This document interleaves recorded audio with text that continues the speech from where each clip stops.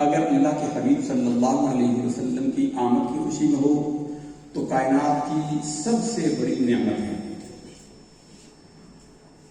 اور یہ کیفیت ہر نعمت پر انسان کو ہوتی ہی ہے. انسان کو اچھی جاب مل جائے، احباب مطالبہ کرتے ہیں کہ ٹریٹ دیں کیونکہ اس کو خوشی ہو رہی ہوتی ہے. شادی ہو جائے، لوگ دعوت مانگتے ہیں، دعوتیں کرتے ہیں، خوشی ہوتی ہے. اولاد ہو جائے، خوشی مناتے ہیں. بیٹا ہو جائے، شاید کچھ لوگ زیادہ خوشی مناتے ہیں. غرضے کی کوئی بھی پروموشن ہو جائے، لوگ اس پر خوشیاں مناتے ہیں. اللہ رب العزت نے کیفیت انسانیہ کو ان الفاظ میں بیان فرمایا ہے کہ وَلَئِنْ أَذَقْنَا الْإِنسَانَ مِنَّا رَحْمَةً فَرِحُوا بِهَا. جب ہم اپنی کسی رحمت کا مدد انسان کو دیتے ہیں تو وہ اس پر خوشیاں مناتا ہے. فَرِحُوا بِهَا، وہ خوش ہو جاتے ہیں. لیکن ایک اور مقام پر اللہ رب العزت نے فرمایا کہ اگر یہ خوشیاں ایمان کے بغیر ہوں، اللہ کے اور اللہ کے حبیب کے ماننے کے بغیر ہوں، محض دنیاوی نعمتوں پر انسان خوش ہو، اس کو اللہ پسند نہیں کرتا. دنیا کا دولت مند ترین انسان جس کے لیے کہا جاتا ہے، حدیث شریف میں ہے بلکہ، کہ اس کے خزانوں کی چابیاں جو ہیں وہ 70 اونٹوں کا وزن ہوتا تھا. اتنے خزانے تھے. ایک دن وہ اپنی زیب و زینت کو لے کر نکلا، سارے خزانے لے کر نکلا، اور اس نے خوب زیور پہنا ہوا تھا. گلے میں سونے کے لاکٹ اور چینیں، ہاتھوں میں انگوٹھیاں، کلائیوں میں کڑے. جیسا مرصع ہو سکتا تھا، جیسے وہ آراستہ ہو سکتا تھا وہ ہوا. اور وہ نکلا. فخرج علی قومہ فی زینتہ، وہ نکلا اپنی پوری زینت کے ساتھ لوگوں کے سامنے. تو وہ بڑا اترا رہا تھا. تو اللہ رب العزت نے فرمایا کہ ان اللہ لا یحب الفرحین، اللہ ایسے خوشیاں منانے والوں کو پسند نہیں کرتا. یہ خوشیاں پسندیدہ نہیں ہیں.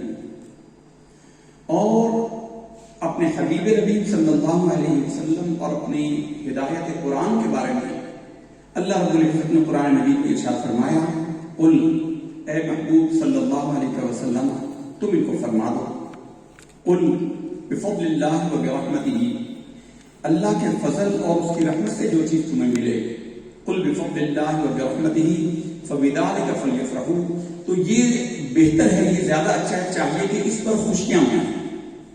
وہ خیر مما یجمعون، یہ بہت بہتر ہے اس سے کہ وہ جو جمع کرتے ہیں. نبی رحمت صلی اللہ علیہ وسلم کی دنیا میں تشریف آوری اللہ کا سب سے بڑا احسان ہے. اور سچی بات یہ ہے کہ آپ کی ذات والا صفات وجہ وجود کائنات ہے. کائنات کو آپ ہی کے سبب اللہ تعالیٰ نے وجود بخشا. آپ نہ ہوتے، اللہ رب العزت نے خود فرمایا، حدیث قدسی کا ایک مضمون ہے، رب کریم ارشاد فرماتا ہے، لولاک لما اظہرت ربوبیتی، اے حبیب صلی اللہ علیہ وسلم آپ نہ ہوتے تو میں اپنے رب ہونے کو ظاہر ہی نہ کرتا.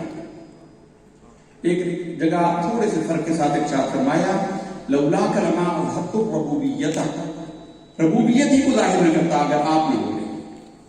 ایک حدیث میں فرمایا، لولاک لما خلقت الافلاک، آپ نہ ہوتے تو زمین و آسمان کو پیدا نہ کرتا. سرکار دو عالم نور مجسم صلی اللہ علیہ وسلم کو اللہ تعالیٰ نے ایک ایسے قوم کی طرف مبعوث کیا. سابقہ جو آئی ہیں، سابقہ امتیں جو آئی ہیں، ان میں اللہ تعالیٰ نے ہدایت وحی پہلے سے جاری کروا دی تھی، خصوصاً بنی اسرائیل کے انبیاء. حضرت یعقوب کا لقب اسرائیل ہے، اسرائیل کا معنی عبداللہ ہے. تو حضرت اسرائیل کی جو اولاد ہے، یا بنی اسرائیل اذکروا نعمتی التی انعمت علیکم، یہ خاص نسل کی تربیت کے لیے اللہ نے ان کے اندر انبیاء کو مبعوث کیا. جتنی کثرت سے اللہ نے نبی بنی اسرائیل کے اندر بھیجے، اتنے کسی اور نبی امت کے اندر، کسی امت کے اندر اتنے نبی اللہ نے نہیں بھیجے. وَأَنِّي فَضَّلْتُكُمْ عَلَى الْعَالَمِينَ، میں نے تمہیں تمام جہانوں پر فضیلت عطا کی ہے کہ تمہارے اندر کتنے ہزار نبی میں نے مبعوث کر دیے صرف بنی اسرائیل کے اندر. تو بنی اسرائیل ایک قوم ہے، اسرائیل کی اولاد. بنی اسرائیل کے لفظی معنی ہے اولاد. اولاد یعقوب کا لقب ہے اسرائیل. تو یہ ایک نسلی دین تھا، ایک نسل تک محدود تھا. اور ان کے علاوہ بھی قرآن مجید کا آپ مطالعہ کریں، ہر نبی کسی خاص قوم، کسی خاص علاقے کی طرف آئے ہیں، کسی خاص وقت کے لیے آئے ہیں. جب علاقہ بدل گیا، نبی دوسرا آ گیا، صاحب شریعت پیغمبر اور ہو گیا، اور جب وہ وقت گزر گیا، وہ نبی چلے گئے، تو اللہ تعالیٰ نے اس کے بعد دیگر انبیاء کو بھیج دیا، اور دیگر نبی اللہ تعالیٰ کا پیغام لے کر اس قوم کے اندر مبعوث کر دیے گئے. تو چونکہ وہ ایک خاص وقت ہوتا تھا، خاص علاقہ ہوتا تھا، خاص زبان ہوتی تھی، تو اس لیے اللہ تعالیٰ نے یہ احکامات بھی محدود بیان فرمائے. صاحبان علم کی محفل ہے، حدیث شریف کے اندر ہے، ہمارے نبی صلی اللہ علیہ وسلم نے ہمیں ہر بات کی تعلیم فرمائی ہے. ہماری نالائقی اور نااہلی ضرور ہے کہ ہم ان سے بے خبر ہیں، مغرب اس سے بہت زیادہ باخبر ہے. آج ہم جس کی اقتدا کرتے ہیں، اگر ہم دیکھیں تو وہ سارے اسلامی تعلیمات کا ماخذ، سارے تعلیمات اسلامیہ کا سے اخذ انہوں نے کیا ہے. ان کی ترقی کا جو ماخذ ہے، مرجع ہے، وہ ہدایت اسلام ہے، نبی کریم صلی اللہ علیہ وسلم کی تعلیمات ہے. ہم نے اس سے کچھ نہیں لیا، سچی بات ہے. ہم قرآن کو پڑھتے ہیں سمجھنے کے لیے، تلاوت کے لیے پڑھتے ہیں، ثواب کے لیے سے پڑھتے ہیں، غور و فکر کے لیے نہیں پڑھتے. انہوں نے سیکھا نبی کریم صلی اللہ علیہ وسلم سے. بہرحال ہم اپنے مضمون کی طرف چلتے ہیں کہ اللہ نے جتنے نبیوں کو بھیجا، ایک خاص وقت، خاص قوم، خاص علاقے کے لیے بھیجا، اور جب اس علاقے کی حاجت پوری ہو گئی، یا نیا علاقہ شروع ہو گیا، یا نئی قوم سے واسطہ پیش آ گیا، تو اللہ نے ایک اور نبی کو بھیجا. تو چونکہ علاقہ محدود ہوتا تھا، وقت محدود ہوتا تھا، اللہ نے ان قوموں کے لیے اسلوب یہ اختیار کیا کہ بھئی یہ چیزیں تمہیں جائز ہیں، یہ چیزیں استعمال کرنا، یہ چیزیں کھانا، یہ چیزیں پینا، یہ کام کرنا تمہارے لیے جائز ہے، ماں سوا اس کے جو کچھ ہے وہ سب ناجائز ہے. آسان کام ہے نا. ایک خاص علاقے میں، اس حال میں اگر کوئی حکم لگایا جائے کہ بس یہاں پر آپ سب صرف یہ کام کر سکتے ہیں، اس کے علاوہ کچھ نہیں کر سکتے، یہ ایک آسان کام ہے، محدود کام ہے. کسی نبی نے، سابقہ انبیاء میں کسی نبی نے یہ دعویٰ نہیں کیا کہ وہ تمام انسانیت کے لیے آئے. ہر نبی نے یہی کہا، حتیٰ کہ حضرت عیسیٰ علیہ نبینا علیہ الصلوۃ والسلام نے بھی یہی کہا. آج کی انجیل میں، آج کے بائبل میں بھی ان کا یہ جملہ موجود ہے.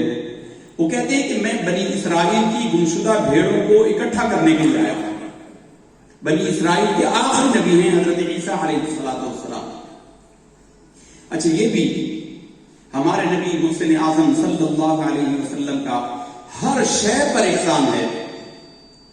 جو سابقہ نبیوں کے ماننے کا دعویٰ کرنے والے ہیں، آپ ان کی کتابیں اٹھا کر دیکھیں، انہوں نے اپنے نبی کا نام سیدھا سیدھا بیان کیا. ابراہیم نے یہ کہا، یعقوب نے یہ کہا، موسیٰ نے یہ کہا، عیسیٰ نے یہ کہا، مسیح نے یہ کہا. یہ ہمارے نبی صلی اللہ علیہ وسلم کے احسان ہے کہ انہوں نے کہا کہ جس نبی کا بھی نام لو، حضرت عیسیٰ علیہ السلام پورے ادب کے ساتھ نام لو، اور دعائیہ کلمہ کا اضافہ کر کے نام لو. چنانچہ یہ شرط بھی مسلمانوں کو ہے کہ کسی نبی کا نام لیں، ان کے ساتھ دعائیہ کلمہ ضرور کہتے ہیں. موسیٰ علیہ السلام، یوسف علیہ السلام، ہر نبی کی گردن پر ہمارے نبی کا احسان ہے. تو حضرت عیسیٰ علیہ السلام نے بھی یہی کہا کہ میں بنی اسرائیل کی گمشدہ بھیڑیں اکٹھی کرنے کے لیے آیا ہوں. لیکن ہمارے نبی صلی اللہ علیہ وسلم جب آئے تو آپ کو یہ فرمایا، تبارک الذی نزل الفرقان علی عبدہ لیکون للعالمین نذیرا. تمام جہانوں کے لیے ڈر سنانے والے آئے. اور جہان تھوڑی سی عربی جاننے والے وہ یہ جانتے ہیں ما سوا اللہ کے ہر شے جہان میں شامل ہے. ما سوا اللہ کے ہر شے جہان میں شامل ہے. یہ ہال آپ کا، یہ دیواریں، یہ چھت، یہ کرسیاں، یہ ریل، یہ مائک، لاؤڈ اسپیکر، کائنات کی ہر شے، زمین و آسمان، جمادات و نباتات، ہر شے کائنات کی وہ عالم کے اندر شامل ہے. ما سوا اللہ کے ہر شے عالم کے اندر شامل ہے. فلہذا ہر ایک کے لیے رسول اللہ صلی اللہ علیہ وسلم اللہ کے نبی اور رسول ہیں، اور خود نبی صلی اللہ علیہ وسلم نے ارشاد فرمایا، فرماتے ہیں کہ اللہ کی قسم میں مکہ کے کسی پہاڑ کے پاس سے نہیں گزرتا تھا مگر وہ کہتا تھا الصلاۃ والسلام علیک یا رسول اللہ، ہر پہاڑ مجھے پکارتا تھا۔ مولا علی شیر خدا رضی اللہ تعالی عنہ فرماتے ہیں کہ میں مکہ کے پتھروں کو پہچانتا ہوں، جب رسول اللہ وہاں سے گزرا کرتے تھے تو وہ کہتے تھے الصلاۃ والسلام علیک یا رسول اللہ۔ تو برادران کرام، چونکہ زمانہ لامحدود تھا، حضور کے بعد کوئی نبی نہیں ہے، کوئی نیا نبی کسی معنی میں نہیں آ سکتا۔ حضرت عیسیٰ علیہ السلام دنیا میں تشریف لائیں گے لیکن وہ پہلی نبوت پر آئیں گے، نئے نبی بن کر نہیں آئیں گے۔ حضور کے بعد باب نبوت بند ہو گیا تو سرکار دو عالم صلی اللہ علیہ وسلم کا زمانہ قیامت تک، بلکہ ہمیں کہنے دیجیے کہ ما بعد قیامت تک، حشر کے دن تک حضور کا زمانہ ہے۔ کوئی خاص قوم آپ سے متعلق نہیں ہے۔ بلال الحبشہ اقبال کہتے ہیں، بلال الحبشہ، حسن سے بصرہ، بلال الحبشہ، صہیب روم، خاک مکہ ابو جہل، ان سے العالمین سے۔ یہ نسلی مذہب نہیں ہے۔ وہ کہتے ہیں بصرہ سے حسن چلے، ہمارے امام حسن بصری ہو گئے، حبشہ سے بلال چلے، صہیب، اب بلال حبشہ سے چلے، ہمارے سردار ہوئے اتنے بڑے قریشی سردار عمر فاروق رضی اللہ تعالی عنہ جب بلال کو دیکھتے تھے تو کھڑے ہو جاتے تھے اور کہتے تھے جا سیدنا بلال، ہمارے سردار بلال تشریف لے آئے۔ روم سے صہیب آئے اور وہ ہمارے امام ہو گئے، اور خاص حضور کے علاقے سے پیدا ہونے والا ابو جہل ہماری اسلامی تاریخ کا بدترین ولن ہے۔ تو اسلام نسلی مذہب نہیں ہے، اسلام ایک آفاقی مذہب ہے، ہر قوم، ہر علاقے، ہر زمانے کے لیے اسلام ہے۔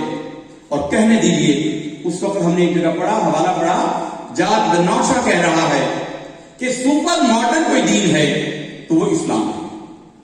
سپر ماڈرن، ابھی اس کی انتہاؤں کو انسان کا ذہن چھو نہیں سکا۔ یہ رسول اللہ صلی اللہ علیہ وسلم دین لے کر آئے۔ تو حضور نبی کریم صلی اللہ علیہ وسلم کی چونکہ زمانہ آفاقی تھا، وقت لامحدود تھا، تو آپ صلی اللہ علیہ وسلم کی نبوت و رسالت کے لیے اللہ نے ان احکامات کو 180 ڈگری کے درجے پر، 180 ڈگری پر اللہ تعالیٰ نے پلٹ دیا،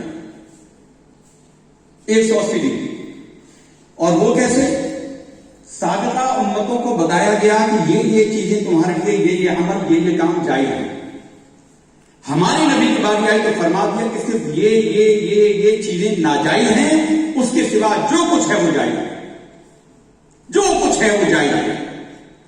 اب اگر کوئی شخص کسی کام کا آ کر پوچھے کہ بھئی یہ کام جائز ہے یا نہیں، تو صرف اس کی ناجائز کی دلیل دی جائے گی، بھئی یہ کام شرعاً اس لیے ناجائز ہے کہ فلاں قرآن کی آیت میں یا فلاں حدیث کے اندر اس کو منع کیا گیا ہے۔ اگر حدیث میں منع نہیں کیا گیا تو وہ کام جائز ہے۔ یہ خصوصیت صرف اس امت کے لیے ہے، یہ نبی کریم صلی اللہ علیہ وسلم کے دین کے لیے ہے۔ بہرحال ہم سے زیادہ دوسرے ادیان والے نبی کریم صلی اللہ علیہ وسلم کی عظمتوں کو جاننے والے ہیں، ماننے والے ہیں۔ آپ جانتے ہیں کچھ لوگوں کے مطالعے سے وہ کتاب ضرور گزری ہوگی جو مائیکل ایچ ہرٹ نے لکھی تھی، اور اس کی کتاب کا نام ہے، یہ آج سے تقریباً 40 سال پہلے کتاب 45 سال پہلے لکھی گئی تھی، اور اس میں اس نے دنیا کی عظیم ترین شخصیات کو جمع کیا۔ اس میں کتاب کے اندر جمع کیا کہ دنیا کی عظیم شخصیتیں کون ہیں۔ کتاب کا عنوان بھی تھا دی 100، اور اس میں اس نے ٹاپ آف دا لسٹ، سب سے پہلے نمبر پر اس نے نبی کریم صلی اللہ علیہ وسلم کی ذات کو رکھا، پہلے نمبر پر حضور کی ذات کو رکھا، باوجود اس کے کہ وہ عیسائی تھا۔ یہ نیوٹن، آئنسٹائن، اس طرح دنیا کے بڑے بڑے مدبرین، سب کا ذکر اس نے کیا ہے جنہوں نے انسانی تاریخ پر، انسانی ذہنوں پر اثر ڈالے ہیں، لیکن پہلے نمبر پر اس نے محمد عربی صلی اللہ علیہ وسلم کا نام نہیں لکھا۔ اس پر بڑی تنقید ہوئی، وہ کرسچن تھا، وہ اس پر بڑی تنقید ہوئی کہ تو نے حضرت عیسیٰ علیہ السلام کو انسانی تاریخ کی شخصیات کو چوتھے نمبر پہ رکھا ہے، چوتھے نمبر پر حضرت عیسیٰ کا ذکر کیا ہوگا، تو نے چوتھے نمبر پر رکھا ہے۔ 20 سال کے بعد جب اس کا دوسرا ایڈیشن کا چھپا، اس کے انٹروڈکشن کے لیے جب وہ آیا تو اس نے کہا کہ لوگ ان پر یہ اعتراض کرتے ہیں اس لیے کہ میں عیسائی ہوں، اور ایمانیات کے اعتبار سے میرا کام تھا کہ میں حضرت عیسیٰ کو پہلے نمبر پر رکھتا، لیکن اللہ کی قسم جب انصاف کی نظر سے دیکھا گیا، میں آج بھی اسی بات پر قائل ہوں کہ پہلے نمبر پر اگر شخصیت آنے والی ہے تو حضرت محمد صلی اللہ علیہ وسلم کی دعوت اقدس ہے۔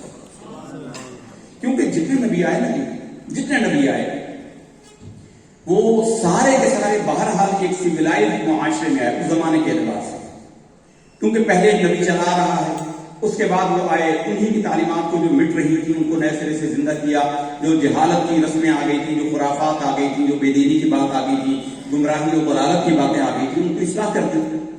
لیکن ہمارے نبی صلی اللہ علیہ وسلم جس معاشرے سے مبعوث ہوئے وہ عرب کا معاشرہ، وہ بدوی معاشرہ۔ حضرت 40 منٹ ہے میرے، 40 منٹ ہے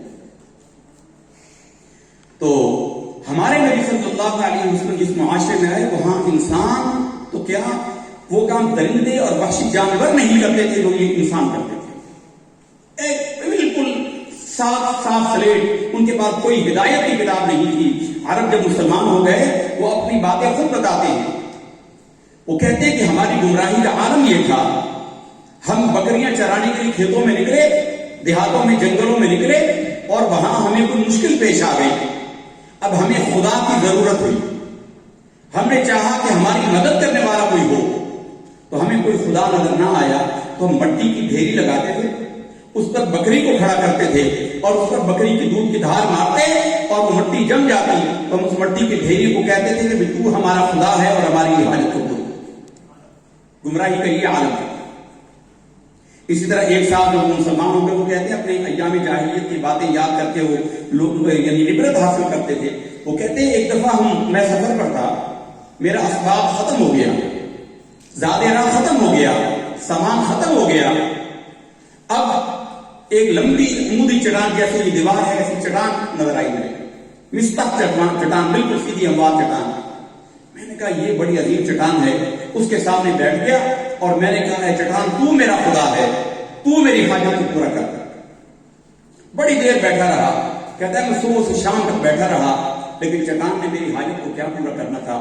مجھے غصہ آیا، ایک پتھر پڑا تھا، میں نے اٹھا کر زور سے مارا دیوار پہ، اس چٹان پہ، اور میں نے کہا لعنت ہے تجھ جیسے خدا پر کہ جو میری حاجت کو پورا نہیں کرتا۔ جب میں نے اسے گالیاں دی اور میں نے وہ پتھر مارا، اللہ کی شان دیکھیں کہ وہ پتھر جو میں نے پھینکا تھا وہ کھوکھلا تھا، اس کے اندر جواہرات کسی نے چھپا کر اوپر مٹی کا پتھر سا بنایا ہوا تھا، وہ جو ٹوٹا اس کے اندر سے جواہرات اور سونا وہ مجھے مل گیا۔ تو میں نے کہا لعنت ہے تجھ جیسے خدا پر کہ جب تک میں تیری پوجا کرتا رہا مجھے کچھ نہ ملا، جب میں نے تیرا انکار کیا تو مجھے یہ ساری میری حاجتیں پوری ہو گئی۔ یہ جاہلیت کا یہ حالت ہے۔ دنیا کا بدترین وحشی جانور اپنی اولاد کی حفاظت کرتا ہے، یہ حضرت انسان تھا جو اپنی زندہ بیٹی کو گاڑ دیا کرتا تھا۔ بیٹیوں کا پیدا ہونا تو گالی سمجھے۔ قرآن مجید میں اللہ رب العزت نے فرمایا کہ وَإِذَا بُشِّرَ أَحَدُهُم بِالْأُنثَىٰ ظَلَّ وَجْهُهُ مُسْوَدًّا وَهُوَ كَظِيمٌ، جب ان کو بیٹیوں کے پیدا ہونے کی خوشخبری دی جاتی تو ان کے چہرے جل کر کوئلے کی طرح سیاہ ہو جاتے۔ ایک صاحب مسلمان ہونے کے لیے آئے اور کہا یا رسول اللہ صلی اللہ علیہ وسلم میں مسلمان ہونے آیا ہوں۔ سرکار دو عالم صلی اللہ علیہ وسلم نے فرمایا کہ ہو جا، کس چیز نے روکا ہے؟ کہا میرا ایک گناہ بہت بڑا ہے، وہ گناہ مجھے قبول اسلام سے روکتا ہے۔ انہوں نے کہا، حضور نے فرمایا کہ کوئی بات نہیں، الاسلام یحرم ما قبلہ، اسلام سے پہلے جتنے گناہ ہوں قبول اسلام کرتے ہی تیرے وہ سارے گناہ معاف ہو جائیں گے، تو کلمہ پڑھ لے۔ من قال لا الہ الا اللہ فهو دخل الجنہ، کلمہ پڑھ لے۔ انہوں نے کہا یا رسول اللہ ٹھیک ہے لیکن میرا گناہ اتنا بڑا ہے، میری کانوں میں وہ چیخیں آ رہی ہیں، میرا دل ہولتا ہے، لرزتا ہے اور میں ڈرتا ہوں، ایسا نہیں ہو سکتا، میرا وہ گناہ معاف نہیں ہو سکتا۔ حضور نے فرمایا کیا کیا تو نے ایسا جو تجھے قبول اسلام میں مانے ہیں؟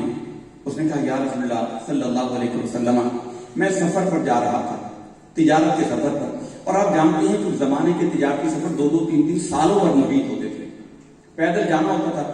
ایک ملک کا سامان یمن سے لیا، شام میں جا کر بیچا، وہاں سے لیا ایران جا کر بیچا، چین تک مسلمانوں کی تجارت ہوتی تھی، عربوں کی تجارت ہندوستان تک ہوتی تھی، انڈونیشیا تک ہوتی تھی۔ تو تجارت کا سامان میں تجارت کے لیے جا رہا تھا تو میری بیوی امید سے تھی، ولادت ہونے والی تھی۔ میں نے بیوی کو کہا کہ دیکھو اگر بیٹی پیدا ہو جائے تو اسے زندہ دفن کر دینا، بیٹی کا منہ نہیں دیکھنا چاہتا، لیکن اگر بیٹا پیدا ہو تو خیال رکھیں. کہتا ہے میں چلا گیا. یا رسول اللہ میں بڑا عرصے بعد واپس آیا, 3-4 سال کے بعد واپس آیا. جب میں گھر میں اچانک آیا, سرپرائزنگ وزٹ ہوا میرا گھر کی طرف, تو میری بیوی ایک بچی کو کنگھی چوٹی کر رہی تھی, تیل لگا رہی تھی. میری بیوی نے جو مجھے دیکھا, بجائے خوش ہونے کے وہ خوفزدہ ہو گئی, گھبرا گئی اور اس بیٹی کو, اس لڑکی کو تھپڑ مارا اور کہا جا اپنے گھر چلی جائے. اور وہ بچی میری طرف عجیب نظروں سے دیکھتی ہوئی چلی گئی. میں آیا, نہایا دھویا, کپڑے تبدیل کیے, کھانا کھایا. تو میں نے اس سے پوچھا ہاں بھی میں جب جا رہا تھا تیرا بچہ ہونے والا تھا, کیا ہوا؟ اس نے کہا کہ تیری بیٹی پیدا ہوئی تھی, وہ میں نے دفنا دی. ماں نے کہا بیٹی پیدا ہوئی, میں نے دفنا دی. کہتے بات آئی گئی ہو گئی. پھر اس کے بعد میں اپنے دوستوں میں بیٹھنے اٹھنے جاتا. کئی دفعہ ایسا ہوتا کہ میں اچانک گھر آتا تو وہ بچی بیٹھی ہوتی تھی اور مجھے دیکھتے ہی میری بیوی اس کو گھر سے بھگا دیتی تھی. کئی دن کے بعد مجھے شک ہو گیا. میں نے ایک دن اپنی بیوی کی گردن پر تلوار رکھی اور میں نے کہا کہ سچ سچ بتا یہ بچی کون ہے. مجھے شبہ ہو گیا. میں نے کہا سچ بتا یہ بچی کون ہے. اب وہ گھبرا گئی اور اس نے کہا تیری ہی بچی ہے, یہ تیری بچی ہے. میں نے تیرے خوف سے جھوٹ بول دیا تھا کہ میں نے اسے زندہ دفن کر دیا ہے, اللہ کی قسم یہ تیری ہی بیٹی ہے. تو میرے دل میں بڑا پیار آیا. میں نے کہا اچھا بلا لے, مجھے کچھ نہیں کہتا. اس نے کہا کہ میں نے تیری غیر موجودگی میں ہمسائی سے بات کر رکھی تھی. میں نے اسے کہا تھا میرا شوہر آئے گا تو اس کو پالنا, وہ اس کو زندہ مار دے گا, تو اس کو پال لینا. وہ بچی کو میں ادھر بھیج دیتی ہوں تیرے ڈر سے. انہوں نے کہا بلا لے, میں کچھ نہیں کہتا, میں تجھ سے وعدہ کرتا ہوں. میری بیوی نے بچی کو بلا لیا. مجھے بچی بڑی پیاری لگتی تھی, باتیں بڑی پیاری کرتی تھی, بہت پیار آتا. بیٹی ہوتی بڑی پیاری, بہت پیار آتا. فرماتے ہیں کہ یا رسول اللہ کئی دفعہ جاہلیت کی غیرت میرے دل میں جاگتی, یہ بچی جوان ہوگی, میں اس کی شادی کروں گا, میرا کوئی داماد بنے گا, میرا سر اس کے آگے جھکے گا, مجھے اس کا لحاظ کرنا پڑے گا, اور یہ میرے لیے, میں اس پر خرچہ ہی کرتا رہوں گا, اس بیٹی پر خرچ ہی کرتا رہوں گا, یہ میری کسی مدد میں کام تو آنے والی نہیں, جنگ و جدال میں یہ میرا ساتھ نہیں دے سکتی, یہ بوجھ ہے میرے اوپر. تو ایام جاہلیت کی وہ عصبیت میرے اندر انگڑائیاں لیتی. کہتی کہ ایک دن یا رسول اللہ جاہلیت کے اوپر غالب آ گئی. میں نے بیوی کو کہا کہ کل ہم میلہ دیکھنے میں جاؤں گا, بیٹی کو تیار کرنا, میں اسے میلہ دکھا کر لاؤں گا. میری بیوی کو یقین نہ آیا, وہ ڈرتی تھی مجھ سے. میں نے اسے قسمیں کھا کر یقین دلایا کہ اللہ کی قسم تجھے کچھ نہیں ہوگا, تو چل میرے ساتھ, میں میلہ دکھاتا ہوں. میری بیوی کو جب یقین آ گیا, میں نے قسمیں کھا کر اسے یقین دلایا. میری بیوی نے جب اس کو تیل لگایا, سرما لگایا, اس کی کنگھی چوٹی کی, اس کو سجایا سنوارا, اور میری بیٹی اچھلتی تھی کہ ابا مجھے میلہ دکھانے جا رہا ہے. یا رسول اللہ میں اس بیٹی کو لے کر گیا. وہاں میں نے ایک جگہ پہلے گڑھا کھود رکھا تھا. جب وہاں کنارے تک پہنچا, میری بچی اچھلتی تھی, ابا مجھے کیا لے کر دو گے, ابا مجھے کھلونے کیا لے دو گے, ابا میں جو کہوں گی لے دو گے, جو کہوں گی کھلاؤ گے. میری بیٹی خوشی سے اکیلیاں کر رہی ہے, نہیں جانتی تھی کہ اس کا ہر قدم قبر کی طرف جا رہا ہے. جب اس گڑھے پر آیا تو میں نے بیٹی کو کہا اس کے اندر جھانکو. میری بیٹی نے جیسے ہی جھانکا, میں نے پیچھے سے دھکا دے دیا اور اوپر سے مٹی ڈالنا شروع کر دی. یا رسول اللہ میں مٹی ڈالتا رہا, وہ بچی چلاتی رہی, ابا ابا یہ کیا کرتے ہو, ابا مجھے میرا کیا قصور ہے. لیکن میرے دل نے رحم نہیں کیا. یا رسول اللہ میں نے اس کو زندہ دفن کر دیا. اللہ کی قسم یا رسول اللہ بچی کی چیخیں آج بھی میرا پیچھا نہیں چھوڑتی. تو یا رسول اللہ پھر اس کے بعد میں نے کفارے کے طور پر, میرے دل میں اللہ نے نرمی ڈالی, بچی کی چیخوں نے میرے دل کو نرم کر دیا. پھر میں نے ایسے لوگوں کی بچیاں جو وہ زندہ دفن کرنے کے لیے لے جاتے تھے, ان کو پیسے دے کر خریدتا تھا. 180 سے زیادہ بچیاں میں نے جمع کر لی ہیں.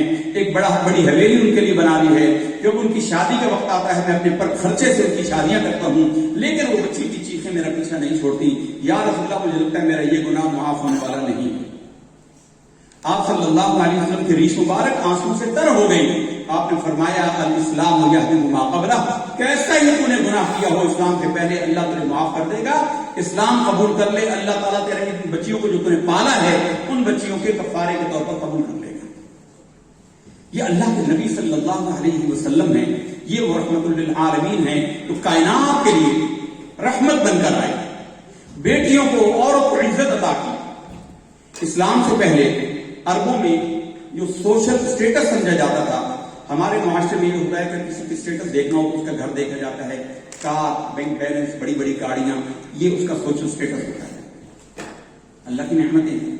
لیکن اس زمانے میں بدویانہ زمانہ تھا, پکے مکان تو ہوتے نہیں تھے, محلات نہیں ہوتے تھے, تو مکانات ہوتے تھے ایک جیسے ہوتے تھے. ان کے اندر سواریاں بھی گھوڑے یہ اونٹ تقریباً سبھی کے پاس ہوتے ہیں الا قلیل تھوڑے لوگوں سے سوا. تو اس زمانے میں سوشل سٹیٹس ہوتا تھا کثرت ازدواج، زیادہ سے زیادہ بیویاں، 10 بیویاں، 50 بیویاں، 60 بیویاں. آج تو لوگ اعتراض کرتے ہیں اسلام نے 4 بیویوں کی اجازت کیوں دی ہے. اس وقت 50 اور 100 بیویاں ہوتی. اسلام نے تو تحدید کی ہے، حد لگائی ہے، زیادہ سے زیادہ اگر تم کرو تو 4 کر سکتے، اس سے زیادہ نہیں. اور اس میں بھی فرمایا کہ اگر تمہیں ڈر ہو کہ تم انصاف نہیں کر سکو گے تو ایک ہی کافی ہے. فَإِنْ خِفْتُمْ أَلَّا تَعْدِلُوا فَوَاحِدَةً، اگر تمہیں ڈر ہو کہ تم انصاف نہیں کر سکو گے تو ایک بیوی پر اکتفا کرو. آج لوگ اسلام پر اعتراض کرتے ہیں ذرا اس زمانے کو ذہن میں رکھیں. اور جب جو شخص مرتا 50 بیوی چھوڑ کر مرا تو جو اس کے بیٹے ہیں ان کے درمیان اس کی بیویاں یعنی سوتیلی مائیں جائیداد کی طرف تقسیم ہو جاتی ہیں. یعنی یہ 4 بیویاں فلاں بیٹے کی طرف، 5 بیویاں اس کی طرف، تو 10 بیویاں اس کی طرف. یوں ہی اگر کوئی چاچا یا تایا بڑا طاقتور ہے وہ کسی لڑکی پر چادر عورت پر ڈال دیتا وہ اس کا مالک ہوتا تھا، اس کا مالک بن جاتا تھا. اس معاشرے میں ہمارے نبی صلی اللہ علیہ وسلم ہدایت کا نور بن کر آئے. اس معاشرے میں آپ صلی اللہ علیہ وسلم نے وہ بلند ترین اخلاقی معیار قائم کیے. نبی کریم صلی اللہ علیہ وسلم نے فرمایا جس کو اللہ نے 3 بیٹیاں دی ہیں وہ کل قیامت کے دن میرے ساتھ ایسے ہوگا جیسے ہاتھ کی یہ 2 انگلیاں ساتھ. اب صحابہ کرام تو نیکیوں کو بڑے رغبت رکھتے تھے، ہماری طرح تو تھے نہیں. ہم اگر آئیں بھی سنیں بھی تو ثواب کے لیے سے سنتے ہیں، ہم عمل کے لیے نہیں سنتے. ایک صحابی تڑپ کر بولے یا رسول اللہ میں تو آپ کی رفاقت سے محروم ہو گیا، میری تو 2 ہی بیٹیاں ہیں. آپ صلی اللہ علیہ وسلم نے فرمایا کہ جس کی 2 بیٹیاں ہیں اس کے لیے بھی یہی خوشخبری ہے. ایک اور صاحب اٹھے، انہوں نے کہا یا رسول اللہ میں تو رہ ہی گیا، میری تو صرف ایک ہی بیٹی ہے. سرکار نے فرمایا جس نے ایک بیٹی کی بھی پرورش کی، اس کی تعلیم و تربیت کا انتظام کیا، وقت آنے پر اس کی شادی کر دی، قیامت کے دن وہ اور میں بھی ایسے ہوں گے جیسے ہاتھ کی 2 انگلیاں. بیٹی کو عزت دی ہے اللہ کے نبی صلی اللہ علیہ وسلم نے.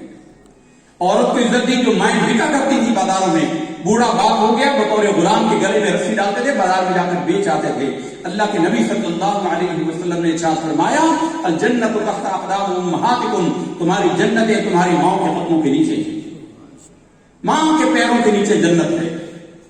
والدین کے لیے فلا تقل لهما اف، والدین کو اف بھی نہ کرو. اف سے مراد ہے کلمہ ناگواری.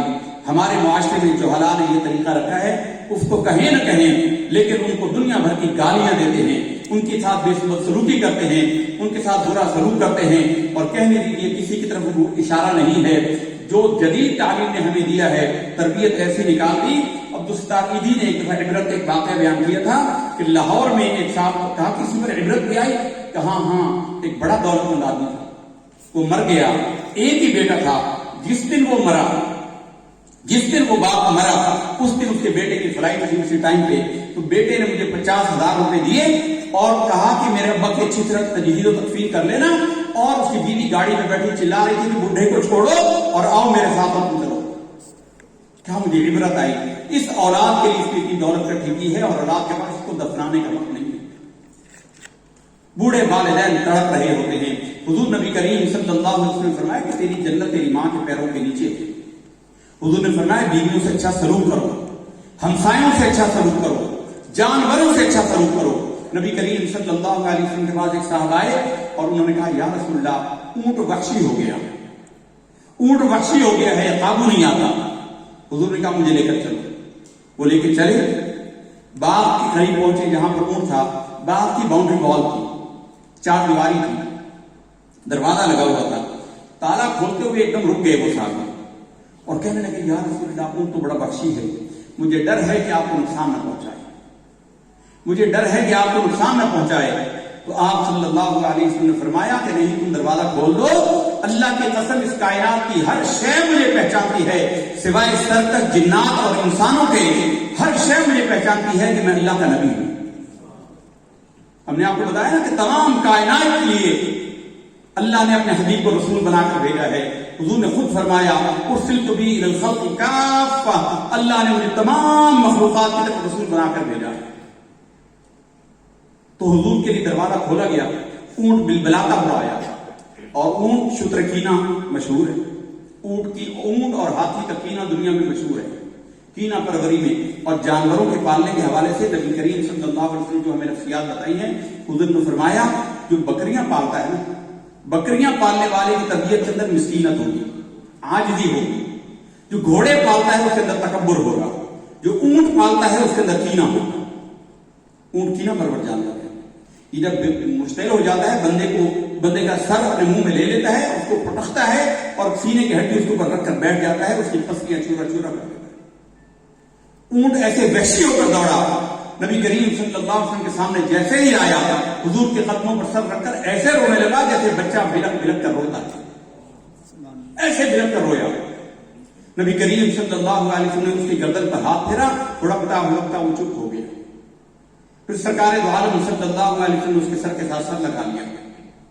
پھر آپ اٹھے، اس نے کہا اے میرے ساتھی، یہ اونٹ تیری شکایت کر رہا ہے، تو اس کی طاقت سے زیادہ اس پر بوجھ ڈالتا ہے، اس کی ضرورت سے کم چارہ اسے دیتا ہے، تو اس کے ساتھ ظلم کرتا ہے، وقت بے وقت کھانا دیتا ہے، یہ اونٹ تیری شکایت کر رہا ہے، اس لیے تجھ پر غصے میں تھا.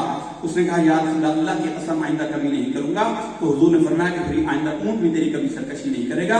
کبھی جانوروں کی طاقت سے زیادہ ان سے کام نہ لو اور ان کو وقت پر ان کا چارہ دو اور ہر اس کی ضرورت کا خیال رکھو.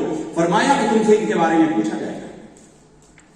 مدینہ میں ایک عورت تھی، ہم نے تو بتایا نا فلاں صاحب بڑے نیک ہیں، فلاں صاحب بڑے عبادت گزار ہیں، یہ ماتھے پر سجدوں کے نشان پڑ گئے، دن رات مصلے پہ بیٹھے رہتے ہیں. حضرت سیدنا عمر فاروق رضی اللہ تعالیٰ عنہ کہتے ہیں لوگوں، بہت سارے لوگ تسبیح اور مصلے سے لوگوں کو دھوکہ دیتے ہیں. تسبیح اور مصلے کا تعلق بندے اور اللہ کا تعلق ہے. معاملہ بندوں کے درمیان دیکھا جائے گا. ایک صاحب نے کسی کی تعریف کی، عمر فاروق رضی اللہ تعالیٰ عنہ نے کہا کہ تیرا وہ ہمسایہ ہے؟ کہا نہیں یہ ہمسایہ نہیں ہے. کہا کبھی معاملہ کیا ہے، لین دین کیا ہے؟ کہا نہیں لین دین نہیں کیا. پھر فرمایا کہ کبھی اس کے ساتھ سفر کیا ہے، ٹریول کی ہے؟ کہا نہیں. کہا پھر تیری بات ناقابل اعتبار ہے. بندے کا پتہ ان تین چیزوں سے لگتا ہے. ہمسائے سے ہمسائے کا احوال نہیں چھوٹتا، باہر نمازیں پڑھتا ہے، گھر شراب کی بوتلیں لے کر آ رہا ہے، گھر باہر بڑا نیک بنا ہوا ہے، سجدے سے سر نہیں اٹھاتا، گھر میں یتیموں کا مال کھا رہا ہے. اللہ کے نبی صلی اللہ علیہ وسلم نے فرمایا مسلمانوں تم میں بہترین گھر اس کا ہے جس گھر میں کوئی یتیم ہو اور اس کے ساتھ حسن سلوک کیا جاتا ہے. بدترین گھر وہ ہے، نمازی ہونے کا نہیں فرمایا، بدترین گھر وہ ہے جہاں کوئی یتیم رہتا ہو اور اس کی حق تلفی کی جاتی ہے، یتیم کے ساتھ ظلم کیا جائے. یہ اللہ کے نزدیک بدترین گھر ہے. بدترین انسان حضور نے فرمایا وہ ہے جس کے شر کے ڈر سے لوگ اس کے قریب جانے سے کترائیں. بہت سارے لوگ ایسے شرری ہوتے ہیں، ایسے شریر ہوتے ہیں کہ لوگ ان سے بات کرتے ہوئے گھبراتے کہ گلے پڑ جائے گا. بدترین بندہ اشرف الناس الی اللہ تعالی الد الخصام، اللہ کے یہاں بدترین بندہ وہ ہے جو بے وجہ کا جھگڑالو ہو، ہر بات میں جھگڑے کرے. حضور نے فرمایا کہ تم میں بہترین بندہ وہ ہے جس کے اخلاق سب سے اچھے ہیں. ایک بندہ صرف حسن اخلاق کی وجہ سے اللہ کی بارگاہ میں وہ مقام حاصل کر لیتا ہے.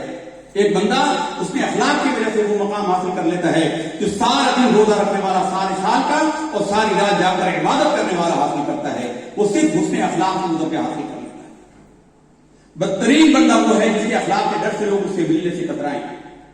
تو سرکار دو عالم صلی اللہ علیہ وسلم نے ہر شے کے حقوق کو متعین کر دیا، بیوی کے حقوق بتا دیے. حضور نے فرمایا بیویوں کے ساتھ اچھا سلوک، فرمایا کہ قیامت کے دن میرے سب سے زیادہ قریب وہ ہوگا جو اپنی بیویوں کے ساتھ اچھا سلوک کرتے ہیں. سن لو کہ قیامت کے دن میرے سب سے قریب وہ ہوگا جو بیوی سے اچھا ہو، اور سن لو کہ سب سے زیادہ بیویوں کے ساتھ اچھا سلوک کرنے والا میں. حضرت عمر فاروق رضی اللہ تعالیٰ عنہ مزاج کے احکام کے بڑے سخت تھے. ان کی صاحبزادی حضرت سیدتنا حفصہ رضی اللہ تعالیٰ عنہ ام المومنین مزاج کی قدر تیز تھی. ایک دفعہ اپنے گھر آئے اس بیٹی کے پاس، تو حضور علیہ السلام تشریف لا تو کسی بات پر اس نے ذرا سی تیزی کی. تو حضرت عمر آگے بڑھے اور کہا کہ ٹھہر، رسول اللہ سے ایسے بات کرتی ہے. تو حضرت سیدتنا زینب دوسری ام المومنین ہے، وہ آگے بڑھی، انہوں نے کہا عمر تو اس کا باپ ہوگا تو اپنے گھر میں ہوگا، یہاں ہم حضور کی بیویاں ہیں، اللہ کی قسم حضور سے زیادہ سخت بات کر لیتے ہیں. حضور نے ہمیں کبھی کچھ نہیں کہا. یہ بیویوں کے ساتھ اس نے سلوک کرے. قرآن مجید میں اللہ نے غضب کا بیان کیا ہے، وہ جو زندہ گاڑی ہوئی بچی کا واقعہ بیان کیا، اللہ فرماتا ہے وَإِذَا الْمَوْءُودَةُ سُئِلَتْ بِأَيِّ ذَنبٍ قُتِلَتْ، اس دن زندہ گاڑی ہوئی بچی سے پوچھا جائے گا، اللہ قاتل سے کلام نہیں کرے گا، بچی سے پوچھے گا بتا بیٹی تیرا قصور کیا تھا، بچی تیرا قصور کیا تھا کہ تجھے زندہ گاڑا گیا۔ حضرت ابو غفاری رضی اللہ تعالیٰ عنہ قبیلہ بنو غفار کے، یہ عربوں کا بڑا سخت قبیلہ تھا، عرب بھی ان سے ڈرتے تھے، مکہ سے باہر کا قبیلہ تھا بنو غفار کا قبیلہ۔ یہ مسلمان ہونے کے لیے آئے، مسلمان ہو گئے، کہا یا رسول اللہ مجھے کوئی نصیحت فرمائی، تو حضور نے فرمایا کہ غلاموں سے اچھا سلوک کیا کرے۔ ابو ذر غفاری کی شہرت پورے مکہ میں مشہور تھی کہ غلاموں پر جو سلوک یہ کرتا ہے نا، جو جبر یہ کرتا ہے، غلام ایسے سمجھے جیسے جانور ہوتا تھا، جیسے بکری ہے، جتنا مرضی اس کو چابک مارے، جیسے گدھا ہے اس کو جتنا مرضی کام لے لو، جتنا مرضی مارو، کوئی پوچھنے والا نہیں، ملکیت ہے۔ غلام کی حیثیت یہ تھی۔ نبی کریم صلی اللہ علیہ وسلم فرمایا کہ ابو ذر اپنے غلاموں کے ساتھ اچھا سلوک کیا کرے۔ ابو ذر کا یہ معاملہ تھا کہ کوئی شخص اپنے غلام سے تنگ آتا نا تو اسے یہی کہتا تھا کہ پھر میں تیرے ساتھ وہی کروں گا جو ابو ذر اپنے غلاموں کے ساتھ کرتا ہے، اپنے غلاموں کے ساتھ کرتا ہے۔ تو لوگ ڈر جاتے تھے، غلام ڈرتا تھا، کوڑے مار مار کر کھال ادھیڑ دیتے تھے۔ حضور نے کہا ابو ذر غلاموں کا خیال رکھا کرو، قیامت کے دن کسی کے بارے میں سوال ہوگا۔ پوچھا یا رسول اللہ کیا خیال کروں؟ فرمایا ان کو وہ کھلاؤ جو خود کھاتے ہو، وہ پہناؤ جو خود پہنتے ہو، ان کو وہاں پر کھلاؤ جہاں خود کھاتے ہو، ان کے ساتھ حسن سلوک کرو جیسے گھر والوں کے ساتھ کرتے ہو۔ ابو ذر گھر گئے، وہ عمل کرنے والے لوگ تھے، ہم ثواب کے لیے سنتے ہیں، وہ عمل کے لیے سنتے ہیں۔ تو وہ گھر گئے، غلاموں کو جمع کیا اور کہا کہ یہاں دسترخوان بچھاؤ۔ بی بی سے کہا آج کھانا تم بناؤ۔ کھانا بنایا اور سارا دسترخوان کو چروایا، دائیں میں غلام بٹھائے اور کہا کہ لوگ تم بھی کھاؤ۔ اب غلاموں کو یقین آئے کہ یہ کیا ہو گیا، یہ کیا ہو گیا ہے۔ وہ بے یقینی سے دیکھتے رہے تو دائیں ہاتھ پہ بوڑھا غلام بیٹھا ہے۔ اس بوڑھے کو کہا بڑے میاں بڑے صاحب پہلے لقمہ آپ ہو گئے۔ وہ رونے لگے، ہاتھ باندھ دیے، کہا ابو ذر میں بوڑھا ہو گیا، اب مجھ سے کوڑے کھانے کی ہمت نہیں ہے، میرے اندر برداشت نہیں ہے، جو کہنا ہے تو ویسے ہی کہہ دے، میں کھانے کو ہاتھ لگاؤں گا تو کوڑے مار مار کر میری کھال پھیر دے گا، میری بوڑھی ہڈیاں آپ تیرا بوجھ نہیں اٹھا سکتی، کوڑے نہیں کھا سکتی۔ تو ابو ذر رو پڑے، کہنے لگے ابو ذر قیامت کے دن اگر اس نے اللہ کی بارگاہ میں یہ سوال یہ باتیں کر دی تو بتا تیرا حصہ کیا ہوگا۔ یہ ابو ذر غفاری رضی اللہ عنہ، حضور نے وہ معاشرہ تشکیل دیا ہے جو رہتی دنیا تک کے ہر معاملے میں، ہر اخلاقی معاملے میں بہترین معیار کرتے ہیں، اعلیٰ ترین معیار، سب سے عمدہ جو معیار حق ہے وہ تو اللہ کے نبی کی ذات ہے، وہاں تک تو کوئی پہنچ نہیں سکتا۔ اللہ کے نبی نے جن کی تربیت کی ہے ان کی سیرت و کردار کا ملاحظہ کر لیں، دنیا میں ایسے انسان آپ کو کہیں نظر نہیں آئیں گے۔ تو ہم اس امت کے، اس نبی کے ماننے والے ہیں۔ ہمارا تو حال یہ ہے، ہماری شادیوں کے کارڈ پر لکھا ہوتا ہے 9 بجے گیدرنگ، 10 بجے کھانا، اور ہم نے دیکھا 11 بجے لوگ آنا شروع کر دیتے ہیں۔ ہمارے نبی نے جتنے وقت کی پابندی کا بتایا ہے، ہم نے گروہوں کے افعال میں پڑھا کہ وہ لوگ اتنے بر وقت وہاں سے گزرتے تھے کہ ان کے گزرنے کے ٹائم کو لوگ گھڑیاں اس کے ساتھ میچ کرتے تھے کہ ہماری گھڑی کا منٹ آگے پیچھے ہو سکتا ہے، یہ بندہ وقت سے آگے پیچھے نہیں ہو سکتا۔ ہمارے نبی نے ہمیں تعلیم دی تھی کہ ان الصلاۃ کانت علی المؤمنین کتابا موقوتا، نماز ان پہ وقت مقررہ پر فرض ہے۔ روزہ ایک خاص وقت بند کرنا ہے، دو چار منٹ مسافر اجازت لیتے کہ ہمارا حال یہ ہو گیا، ہم نے وقت کی پابندی کو بھلا دیا، گھر میں بیٹھ کر کہہ دینا۔ ہمارے اسلام نے تو ہر شے کی تعلیم دی ہے۔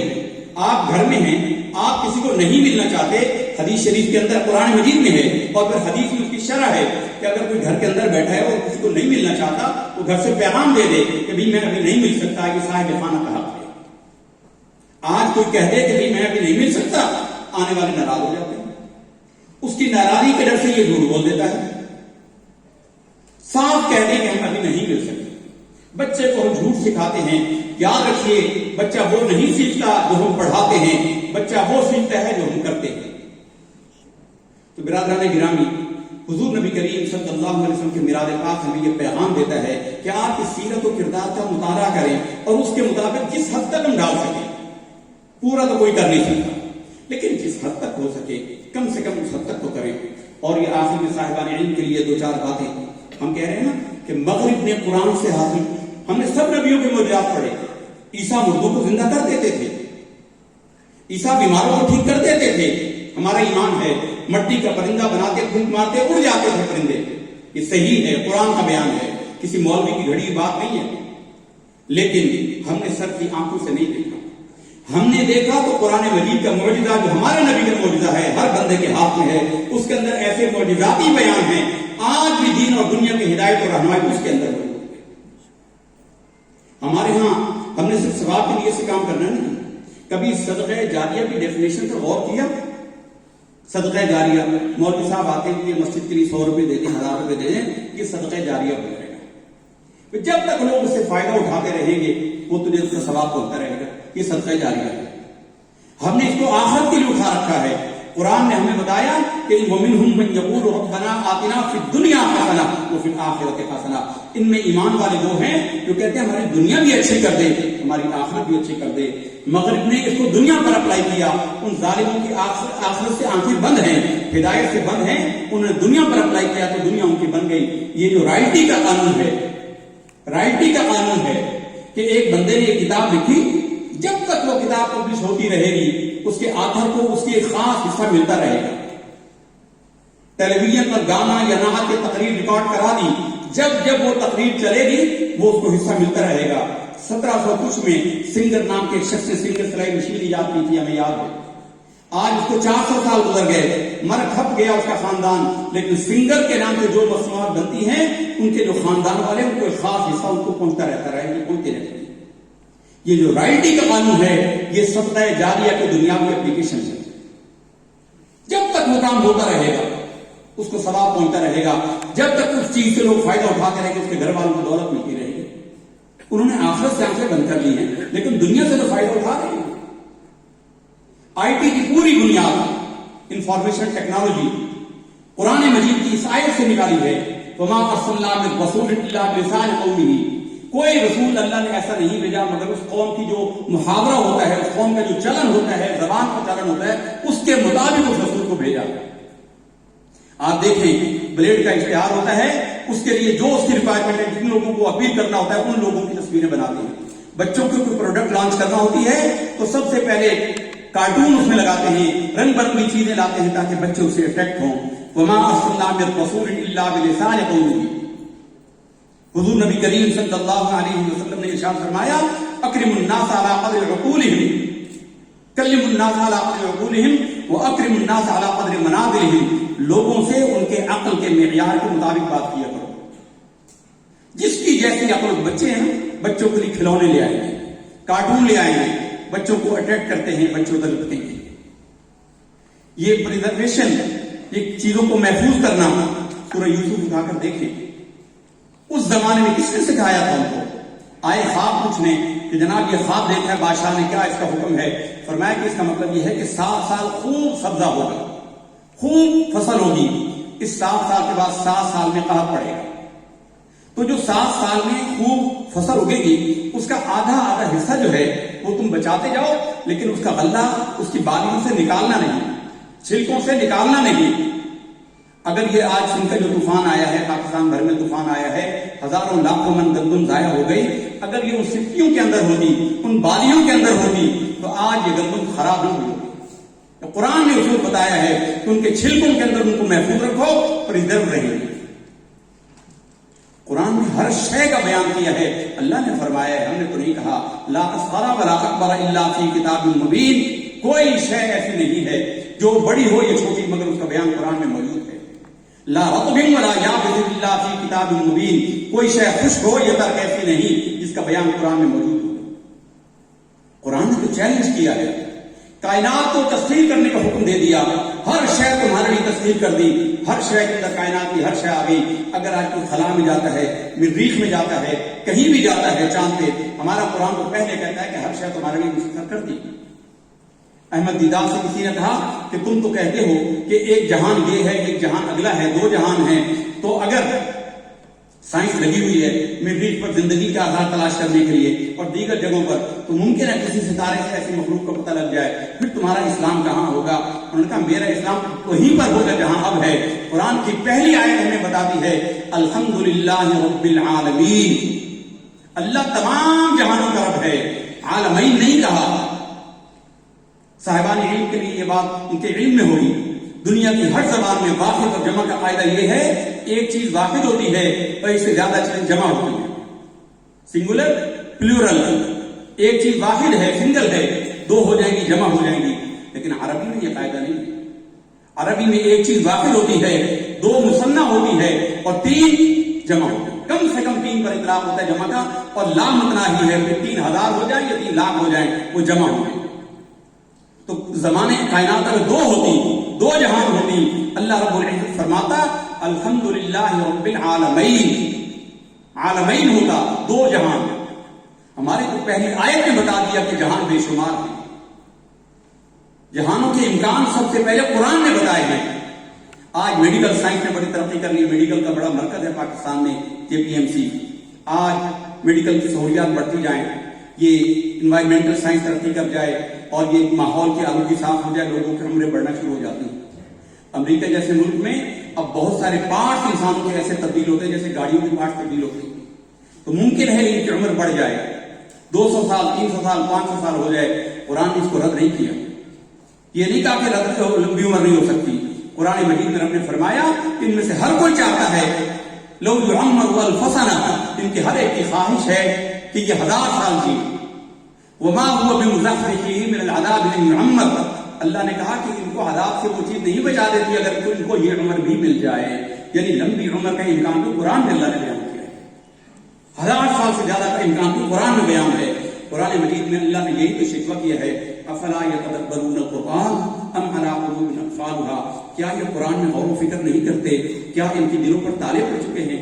قرآن پڑھیں گے تو نبی رحمت کی شان ہمیں سمجھ آئے گی. اس زمانے کے اندر بیٹھ کر وَلَقَدْ خَلَقْنَا الْإِنسَانَ مِنْ سُلَالَةٍ مِنْ طِينٍ ثُمَّ جَعَلْنَاهُ نُطْفَةً فِي قَرَارٍ مَكِينٍ ثُمَّ خَلَقْنَا النُّطْفَةَ عَلَقَةً فَخَلَقْنَا الْعَلَقَةَ مُضْغَةً فَخَلَقْنَا الْمُضْغَةَ عِظَامًا فَكَسَوْنَا الْعِظَامَ لَحْمًا ثُمَّ أَنشَأْنَاهُ خَلْقًا آخَرَ فَتَبَارَكَ اللَّهُ أَحْسَنُ الْخَالِقِينَ.